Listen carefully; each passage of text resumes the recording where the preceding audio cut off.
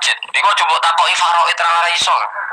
Pemene takoki muamalah ra iso, tapi nak trimo carane salat sing batal apa ngentut roh.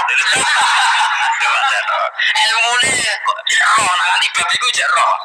Sing batal salat apa jek roh ngentut nyekel wong wedok jek roh. Tapi bocah ojo takoki sing detail apa? Cara mengenali kiblat dengan hisab ya marosdil kiblat itu serang arah iso. Ada nganggo komputer itu loh, nganggo jam ya, nganggo kompas. Padahal ono ilmune ya marosdil apa? Kiblat di bulan tertentu, hari tertentu itu nanti matahari tepat di atas Ka'bah. Serang arah iso, ada ngono niku serang arah iso. Ya saya ulang lagi ya. Jadi kesalahan kita adalah kebenaran itu kita sembunyikan.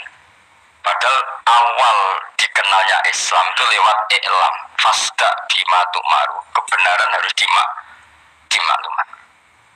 Tapi problemnya Islam Indonesia tuh kadang humul tuh bangga, nggak dikenal orang itu bangga gini.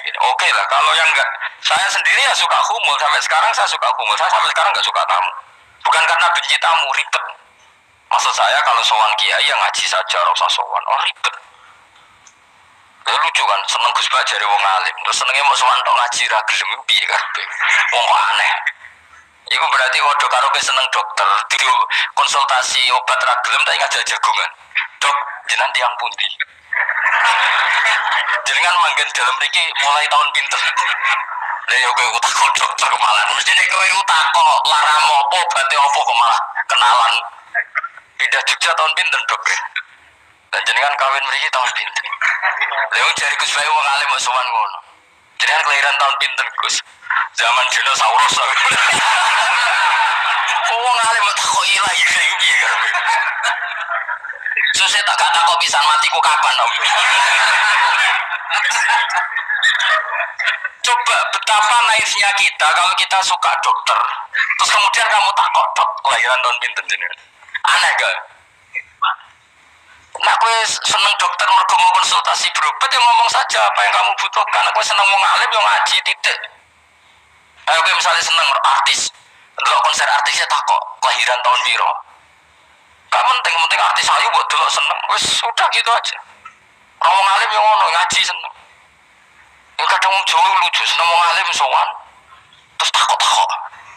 Mana? Ibu tuh obat nong yakin. Maksudnya gue sing profesional loh, maksudnya sing rontok bener sih lah jadi wong coba bener teman-teman gak mungkin wis pokoknya bener sih. Makanya kemarin ngaji apa Nasoil Libat kan gitu, mujalah satu ulama artinya apa, fi majlisil ilm, ketika ngaji orang kok mujalah satu ulama ataupun sowan mata nongong dan terjauh. Kalau termasuk kiai yang kampanye ini, kalau termasuk kiai terkenal tapi sing tamu kula rapati kata, iku isih akeh masyaallah tenan wis. Muga-muga doroto tobat sithik-sithik maksudnya. Maksudnya ya sudah lah. Ya tadi hubungan wong alim ya sudah ngaji. Kalau hubungan sama dokter ya tanya konsultasi apa? Medis. Ya kan lebih nah hubungan bedukun wis takok wis mbah niki menyangking pundi. Kok jenengan dermemel ngafat nopo kalimatnya sing jelas kan apa nak dermemel mandi nak jelas kok ora mandi ku piye kono ang yo guru ben bedukun kalimatnya ora jelas kok mandi nak jelas kan mandi kok nak jelas kita bodoh ini ayo guru men mantra yo mesti gak rungokno tenanan kalimatnya terus ora jelas dukun-dukun lho kok mandi, tidak jelas malah mandi ini tenan ora ya ora. Ya saya ulang lagi ya. Jadi sebab itu di Quran sering ada kata ilamu, kenalilah, ketahuilah. Jadi awal dari agama ini adalah harus tahu. Maka menyangkut harus tahu ini lalu Allah bikin media. Media itu apa saja. Tapi lalu kita bisa berdebat tentang media. Itu yang kita tidak tahu nanti hisabnya di depan Allah Subhanahu wa taala. Saya sampai sekarang itu nggak tahu, nggak pernah bilang halal, nggak pernah bilang haram. Misalnya gini ya buat ini dengerin ya. Di Korea ini sering teman-teman cerita. Ada beberapa majikan yang baik sama umat Islam, yang bekerja Muslim itu kalau dipamiti sholat kan, Pak majikan saya mau sholat. Sholat itu apa? Mereka bilang dengan bahasa analogi di Korea, pokoknya sholat itu sembahyang. Ketika sholat itu ditanya sama orang Korea, lo kamu itu sembahyang kok tidak ada patungnya? Karena pengetahuan mereka yang namanya sembahyang itu ada patungnya. Ada yang baik, apa sekalian tak belikin patung? Jadi orang Islam pas sholat tuh didelok ngarepe dhuwure kok gak ono patung. Ono sing ape sujud tuh digambarno salib. Mergo dene denger-denger kalau karena tidak tahu Islam itu apa. Sementing ada personifikasi Tuhan. Ada lagi ini yang agak ngeri. Ada pegawai Garuda karena dia agak terpelajar waktu sholat, dia sholat sama krunya di mall. Itu langsung security mall telepon polisi, ini ada ritual teroris gitu. Jadi sholat itu dianggap mukaddimah sebelum ngebom.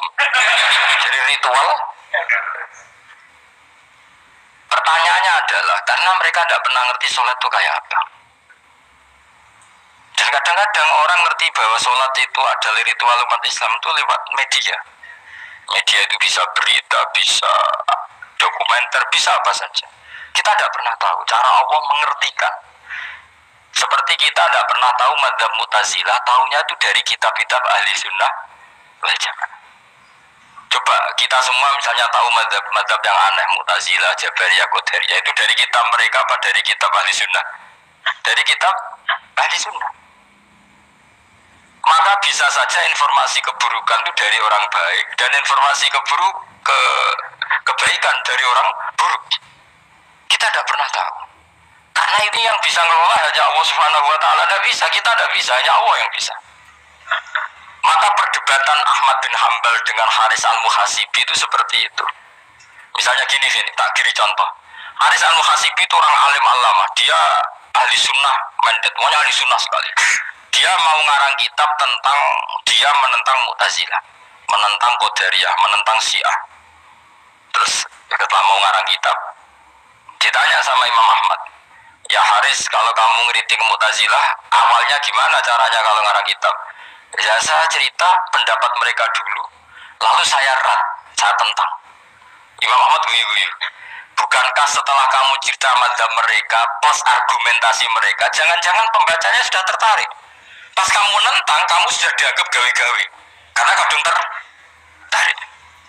Saya tak contoh noai, misalnya gini, wes kira rasa baru jadi wong soleh biasa wae. Aku ono gambar wong wedok montok tak tulis, hindari ini. Kira-kira dia mau gambari. Gak jawab ya, kira-kira.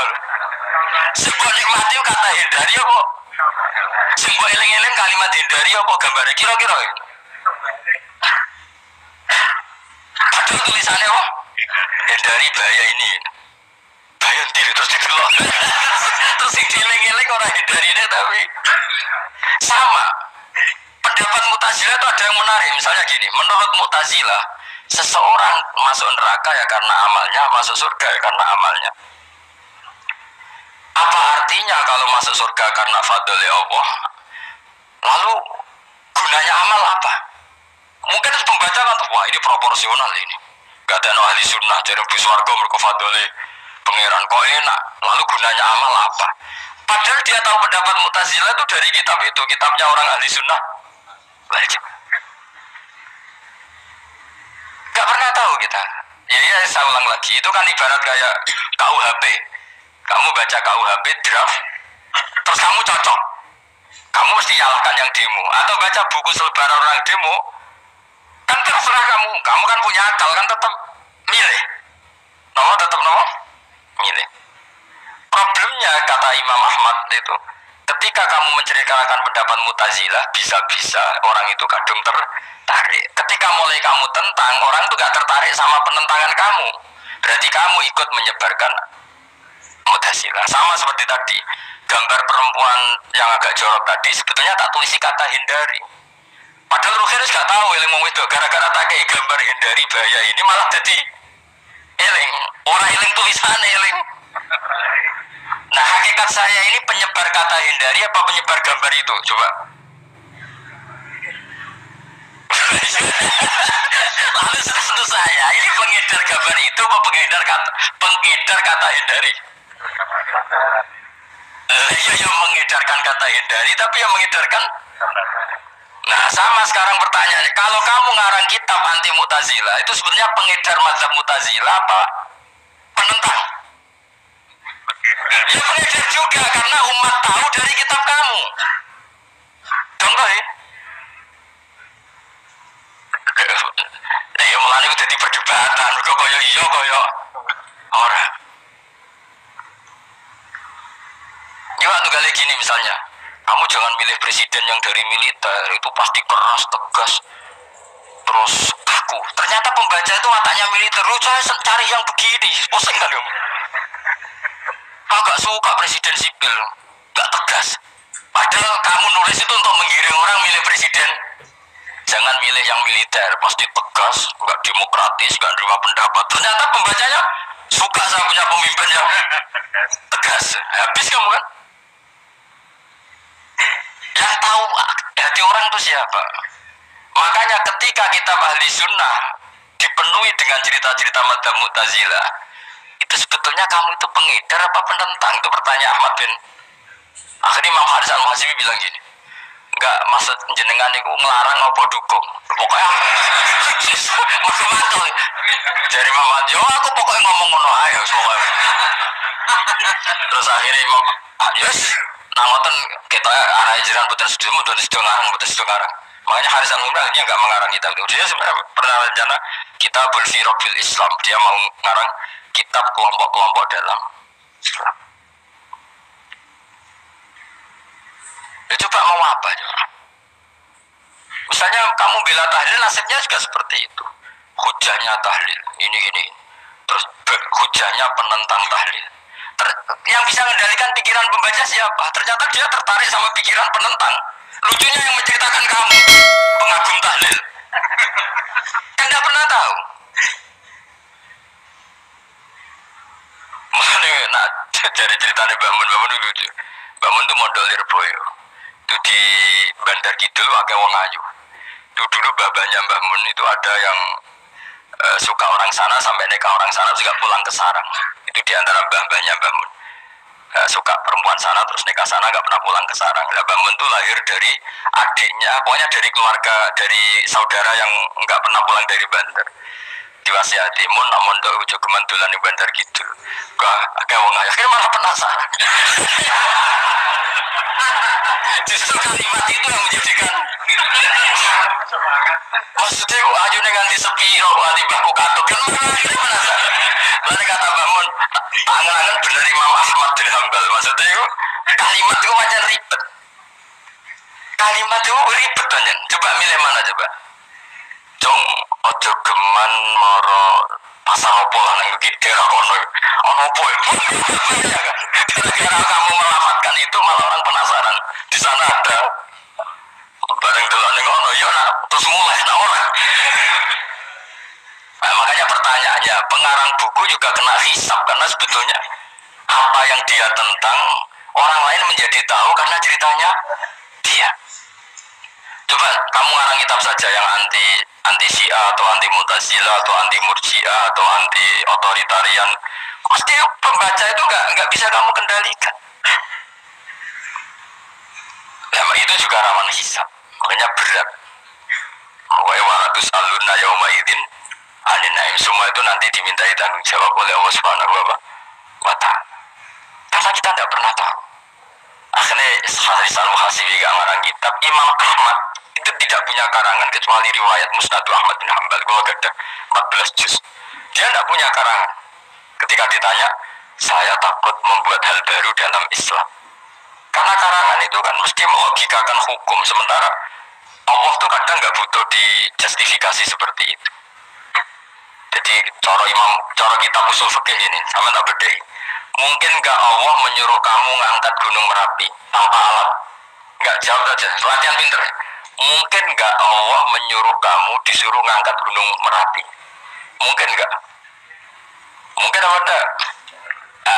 Itu ulama usul fikih berdebat. Ada mengatakan tidak mungkin, karena Allah tidak akan memerintahkan sesuatu yang tidak dimampui mukhatab, yang tidak dimampui manusia. Masuk akal.